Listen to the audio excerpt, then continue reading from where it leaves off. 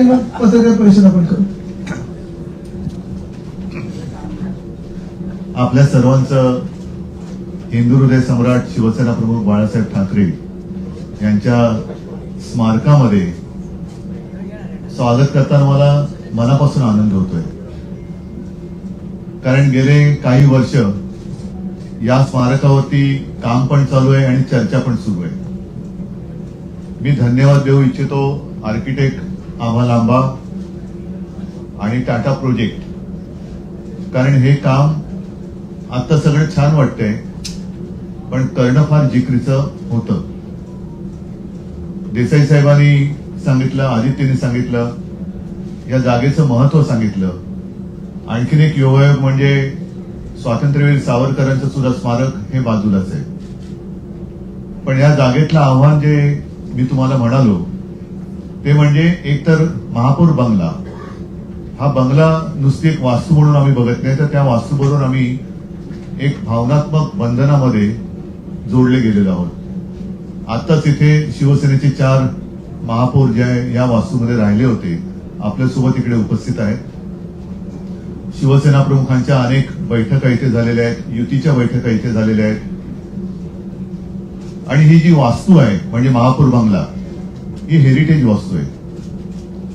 या वास्तूला कुठेही धक्का न लावता काम करणं हे फार महत्वाचं आणि खूप कठीण होतं. त्या वास्तूचं वैभव जपून काम करणं हे फार कठीण होतं. आणि हेरिटेज म्हटल्यानंतर काही नियम असतात, त्याच्यामध्ये CRZचा कायदा हाही एक होता. मग आम्ही असं ठरवलं, म्हणजे ही कल्पना आर्किटेक्ट आभा लांबा यांची, की आपण बेसमेंट म्हणजे भूमिगत स्मारक करूया. हे बोलायला खूप सोपं आहे, पण पाठीकडे समुद्र आहे म्हटल्यानंतर त्या समुद्राचा रेटा हा जमिनीच्या खालून सुद्धा खूप मोठा असतो. काही वर्षांपूर्वी इकडे आपण संयुक्त महाराष्ट्राचं दालन जे केलं ते दालन झाल्यानंतर सुद्धा तिकडे रिपेअरिंग करण्याची गरज लागली, वारंवार लागली. कारण समुद्राचं पाणी जमिनी खालून त्याच्यामध्ये सगळ्या मर्यादा ओलांडून कुठून ना कुठून तरी येत होतं. तर ती खबरदारी घेणं आणि त्याच्यानंतर ही वास्तू उभी करणं हे फार जिकरीचं काम होतं. म्हणून मी आर्किटेक्ट आभा लांबा आणि टाटा प्रोजेक्ट्स या कंपनीला धन्यवाद देतोय की त्यांनी अत्यंत देखणं असं काम वेळेमध्ये टप्पा 1 पूर्ण करून दिलेलं आहे. साहजिकच आहे, 4 भिंती किंवा नुसता पुतळा म्हणजे स्मारक होत नाही. टप्पा 2चं जे काम आहे त्या कामाला आता सुरुवात होईल. या कामामध्ये आपण पूर्ण हे स्मारक बघा. संपूर्ण शिवसेना प्रमुखांचा जीवनपट, अर्थात तो काही असं गुप्त असं जीवनपट नाहीये. कारण मला आठवतंय शिवसेना प्रमुखांनी कधी आत्मचरित्र लिहिलं नाही. त्यांना अनेकदा प्रश्न विचारले जायचे की तुम्ही आपलं आत्मचरित्र का लिहित नाही. त्यांचं उत्तर असायचं, मी कपाटातला माणूस नाही, मी मैदानावरचा माणूस आहे. त्याच्यामुळे त्यांचं आयुष्य असं उघडं पुस्तक होतं. पण हे नुसतं मांडणं म्हणजे सुद्धा स्मारक नाही. तर मी असा विचार केला की शिवसेना प्रमुखांचं स्मारक असं झालं पाहिजे की जे शिवसेना प्रमुखांनी आयुष्यभर आपल्याला दिलं, आपल्याला म्हणजे महाराष्ट्राला दिलं, देशाला दिलं, देशातल्या हिंदूंना दिलं, तेच काम त्यांच्या स्मारकाने सुद्धा पुढचे अनेक वर्ष केलं पाहिजे. आणि त्या दृष्टीने आम्ही या सगळ्या स्मारकाचा आराखडा टप्प्या 2चा सुद्धा तयार केलेला आहे. मग कुठेही काही गडबड नको म्हणून मग ती टेंडर प्रोसिजर वगैरे सगळी करून प्रयत्न असा आहे की जसं देसाई साहेब तुम्ही एक योगायोगाची गोष्ट सांगितली की पुढच्या 23 जानेवारी पासून शिवसेना प्रमुखांच्या शताब्दीचं वर्ष सुरू होईल. तर प्रयत्न असा प्रयत्न नव्हे तर आम्ही पूर्ण ताकदीने 23 जानेवारीच्या आत पुढच्या म्हणजे 2026च्या हे स्मारक लोकांच्या चरणी हिंदू हृदय सम्राटांच्या, मी फक्त शब्द नाही म्हणत, पण त्यांच्यावरती श्रद्धा असणाऱ्यांच्या चरणी त्यांच्यासाठी आणि पुढच्या अनेक पिढ्यांसाठी एक प्रेरणा देणार असं स्मारक होईल असा प्रयत्न आम्ही करतो आहोत. मी आपल्या माध्यमातून याही वेळेला जनतेला आवाहन केलेलं आहे, आजही करतो आहे की आता टप्पा 2चं काम सुरू होत असताना आराखडा पूर्ण तयार झालेला आहे. कुठे काय कसं येणार याची सुद्धा तयारी झालेली आहे. पण शिवसेना प्रमुखांनी आपल्या हयातीमध्ये अख्खा महाराष्ट्र पिंजून काढलेला आहे. शिवसेना प्रमुखांनी अनेकांना प्रेरणा दिलेली आहे. आपल्याकडे त्यांच्या काही आठवणी असतील, काही जुने फोटो असतील, काही भाषणं असतील किंवा काही पत्रकारांसुद्धा मी विनंती करतो की आपल्या दप्तरी काही त्या काळातल्या बातम्या असतील की ज्या त्यांच्या आयुष्यातल्या महत्वाच्या घटना आहेत, तर त्याचे फोटो किंवा बातम्या किंवा त्यांच्यावरती लिहिले गेलेले लेख हे कृपा करून आमच्याकडे आणून दिले तर पुढच्या पिढीसाठी ते सुद्धा एक चांगलं मार्गदर्शनपर एक प्रदर्शन नाही मी म्हणत, पण उद्बोधक असे एक ते साहित्य ठरेल. असो, आज पहिला टप्पा पूर्ण झालेला आहे. या टप्प्याची माहिती आपल्या माध्यमातून जनतेला मिळावी हा आजच्या आपल्या भेटीचा हेतू आहे. या निमित्ताने काही प्रश्न असले तर आपण विचारा, मी त्याला उत्तर द्यायचा प्रयत्न करेन.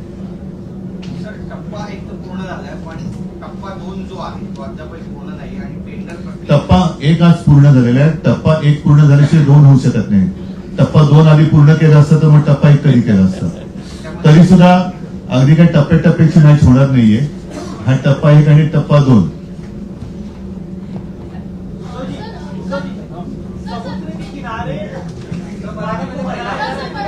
एक सेकंड, एक मराठीचा पूर्ण करतो मग तुमच्याकडे येतो. 3 वर्षापूर्वी या ठिकाणी उद्घाटन करण्यात आलं होतं. भूमिपूजन करण्यात आलं होतं आणि भूमिपूजनाला अनेक खरंच मान्यवर उपस्थित होते. या तुम्ही जसं म्हणालात की करोना सुद्धा उपस्थित होता. 2026ला शतक वर्ष होणार आहे, शतक वर्ष होणार आहे बाळासाहेबांना. तर त्या निमित्तानं खरं तर हा एक मी देण्याचा प्रयत्न, लोकांपर्यंत पोहोचवण्याचा प्रयत्न करणार आहात. तर जे त्यावेळेस उपस्थित होते त्या सर्वांना तुम्ही आमंत्रित करू इच्छिता, सरकारला आमंत्रित करू इच्छिता. ज्यांनी बाळासाहेबांचे विचार सोडलेले नाही ते सगळे आज सुद्धा येऊ शकतात. सर, काही दिवसांपूर्वी सामाजिक न्याय मंत्री या ठिकाणी आले होते आणि त्यांनी सुद्धा नाही, ठीक आहे. मी त्यांच्या स्मारकाबद्दल बोलण्याची गरज नाही. मी या स्मारकाबद्दल टप्पा 2 मध्ये चरित्रपट तुम्ही असणार आहे म्हणताय. तर पूर्ण जीवनपट. हा, जीवनपट असेल तर कशा प्रकारची कल्पना आहे, काय काय असेल? आता सगळी उत्सुकता पण तुमच्या मनामध्ये काय आहे, कशा पद्धतीने? मी तुम्हाला थोडक्यात सांगितलं की आयुष्यभर जे आपल्याला शिवसेना प्रमुखांनी दिलं जनतेला, तेच त्यांच्या स्मारकातून देण्याचा आमचा प्रयत्न असेल. अशी स्मारकं जी असतात त्या ठिकाणी असं अशा स्मारकांच्या ठिकाणी ऑडिओव्हिज्युअल प्रेझेंटेशन एखाद्या सगळं. तर कशा प्रकारे त्या आहेत सगळं म्हणून मी काय म्हटलं की त्याचं पूर्ण आरेखन तयार झालेलं आहे, पण ते जर का मी आता तुमच्या समोर सादर केलं तर त्यातली उत्सुकता जाईल. त्याच्यामुळे काही काळ आपल्याला थांबावं लागेल. टप्पा 2 त्याचं डिझायनिंग पूर्ण झालेलं आहे. आता त्यातले काही बारकावे हे आम्ही आणखी निश्चित करतो.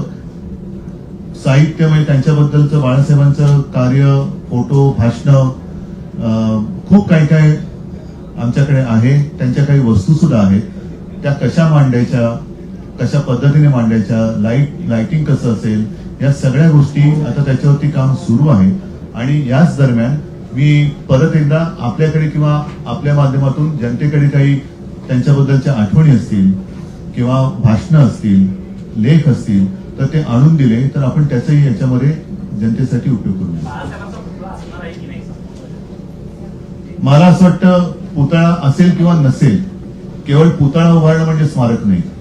तसा पुतळा तर आपण रिगलच्या इकडे उभारलेला आहेच. पण परत एकदा सांगतो, बाळासाहेबांनी त्यांनी आपल्याला काय दिलं तेच हे स्मारक देऊ शकेल अशा पद्धतीने आम्ही ते करण्याचा प्रयत्न करतो. व्यंगचित्र हे बाळासाहेबांचं जवळ सामर्थ्य होतं. तर पुतळ्याऐवजी एखादं असं त्यांचं सुंदर व्यंगचित्र या सगळ्या सूचना आपण तुम्ही द्या, पण स्वागत आहे सूचनांचं. चित्प करता येईल का नाही का? व्यंगचित्राचं चित्प करू ना जरा थांबा. म्हणून तुमची आता ही जी उत्सुकता आहे ना, हीच मला नाहीशी नाही करायची, म्हणून मी तुम्हाला आता प्रेझेंटेशन नाही देते.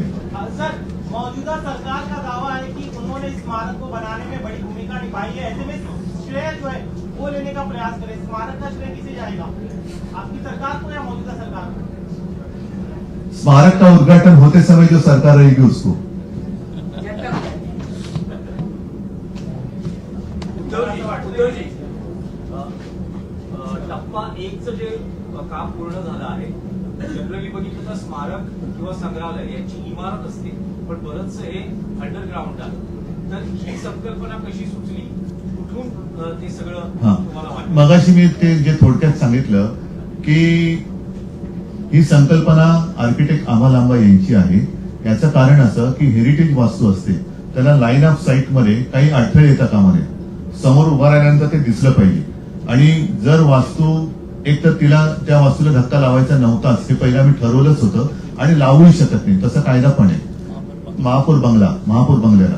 आणि मग इकडे काहीतरी बांधकाम करणं त्या वास्तूच्या आणि समोर रस्त्याच्या मध्ये जे लाईन ऑफ साईट म्हणतो ते शक्य नाही कायद्याने.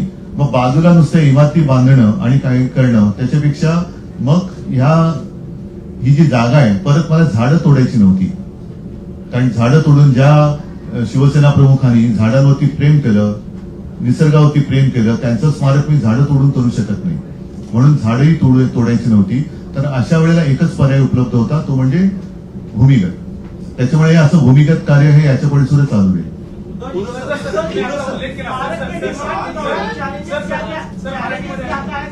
अरे आप समुद्र से बाहर आइए ना. उधर सर इस अभी बता रहे थे जब ये महापौर बंगला था तब यहाँ बहुत सारी मीटिंग हुई थी. प्रधानमंत्री पूर्व प्रधानमंत्री अटल बिहारी वाजपेयी का नाम लिया. आरएसएस के भी कई सारे अधिकारियों के साथ मीटिंग हुई होगी. हाल ही में चूंकि आरएसएस की तारीफ बहुत ज्यादा इसलिए भूमिगत है इसलिए ये स्मारक भूमिगत है क्योंकि उनका काम ऐसे ही चलता है. मेरा सवाल यही है कि अभी हाल ही में शरद पवार जी ने भी आरएसएस की विधानसभा चुनावों में काम को लेकर तारीफ करी. आप उनकी नहीं मैं आज स्मारक के बारे में कहूंगा. तर स्मारकाच्या बाबतीत आता उत्तर देताना तुम्ही असं म्हणलात की ज्यावेळी उद्घाटन होईल त्यावेळी जे सरकार असेल त्यांचा दावा असेल. मला वाटते की मी असं कुठे काय बोललोय ते नाही पण असं वाटतंय असं कुठे बोललो. त्यावेळी जे सरकार असेल ते करेल. मी असं कुठे बोललोय की सरकार बदलेल सरकार आमचं असेल सरकार यांचं असेल. पण म्हणजे श्रेय तुमचंच असेल की त्यांचं असेल ज्याचं जे असेल ते मतलब आपकी सरकार आ रही है. ऐसे मैंने कुछ कहा नहीं. मैंने आपका जो प्रश्न था उसको मैंने उत्तर दिया है कि श्रेय का वाद जो है इसमें श्रेय की लड़ाई होनी नहीं चाहिए. मेरा कहने का मतलब यही था अर्थ यही है कि श्रेय की लड़ाई किसी की नहीं होनी चाहिए और खासकर कर जिन्होंने बाला साहब के विचार छोड़े हैं वो तो इसका श्रेय नहीं ले सकते. और सरकार होती है. आज भी स्मारक का काम सरकार ही कर रहे हैं. हम स्मारक कैसे होना चाहिए उसमें क्या बात होनी चाहिए यही सब काम हम देख रहे हैं. सर देखील उल्लेख सुभाष देसाईंनी केला 14 ते 19 मध्ये जागा देण्यात आली होती. भाजप देखील जागा देण्यापासून म्हणजे आहे ना. मी म्हटलं ना की श्रेयवादाच्या लढाईत मला पडायचं नाही. कारण बाळासाहेबांनी अनेकांना काही काही दिलेलं आहे आणि ज्यांनी बाळासाहेब असताना काही घेऊ शकले नाहीत अशी जी काही लोक असतील त्यांनी निदान स्मारकातून तरी घ्यावं ही माझी इच्छा आहे. ठीक आहे. उद्धवजी, बाळासाहेबांच्या स्मारकाचं लोकार्पण कोणाच्या हस्ते होईल याबद्दल बघा आधी पहिली गोष्ट सांगू का आता टप्पा 2चा अजून आता टेंडर निघतील. त्याच्यानंतर सगळं डिझाईन वगैरे आमचं फायनलाइज झाल्यानंतर टेंडरमध्ये जी लोक येतील त्यांच्या माध्यमातून याची सजावट होईल. त्याच्यामुळे आता कोणाकडनं हवं काय हवं ह्या गोष्टी अजून थोड्या लांबच्या आहेत. पण मला असं वाटतं ती तारीख जशी जवळ येईल तेव्हा ठरवलं जाईल. राष्ट्रीय स्तरावरचं स्मारक आहे त्यामुळे देशाचे पंतप्रधान नरेंद्र मोदी त्यावेळेला जे पंतप्रधान असतील ते कदाचित येऊ शकतील. एक सवाल है सर, इंडिया गठबंधन खत्म हो गया क्या? क्योंकि कल से ये सारे सवाल जब से जो है- बाला साहब थे तब इंडिया गठबंधन था नहीं तो इसलिए स्मारक में इंडिया गठबंधन की कोई बात नहीं. नाही पण बाळासाहेब असताना एनडीए तर होतं. इंडिया अजून एक संघ आहे इंडिया फुटीच्या बळक्यामध्ये. त्याच्यामुळे एनडीए सुद्धा त्या वेळेपर्यंत शिल्लक राहिले तर एनडीए सुद्धा येईल. बघू ना आपण आता राजकीय म्हणून आता बघा उद्या काय होईल आज आपण सांगू शकत महाराष्ट्राच्या नाही. वेळेस एनडीए मध्ये शिवसेना असेल का? नाही मी काय म्हटलं एनडीए त्यावेळेला असेल तर एनडीएची लोक सुद्धा येऊ शकतात. त्यावेळी जे सरकार असेल ते येऊ शकतात. कारण केव्हा कसं काय होईल आता भूमिपूजनाच्या वेळेला मी मुख्यमंत्री होतो आज कुठे मुख्यमंत्री आहे असं होतं गोष्टी. ठीक आहे तर मला वाटतं स्मारकाच्या बद्दल दुसरा काही प्रश्न नाहीये.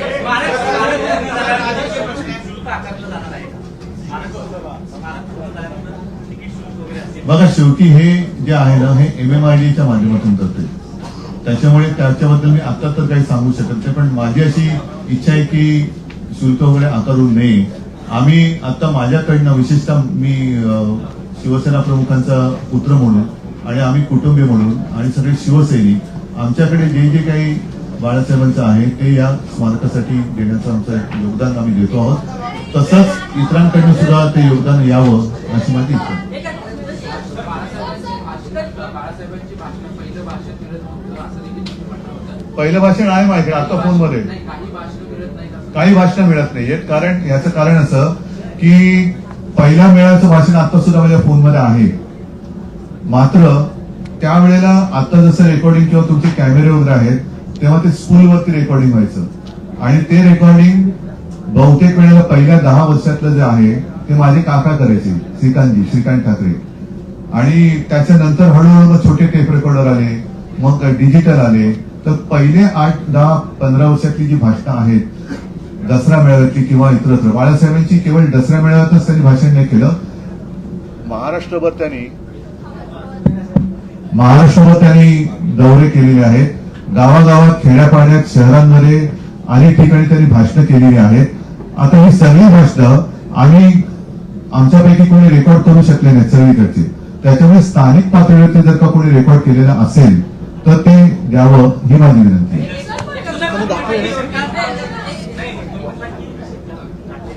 शेवटचा प्रश्न. ठीक आहे, तुम्ही त्यांच्याशी बोलून असेल तेवढा धन्यवाद.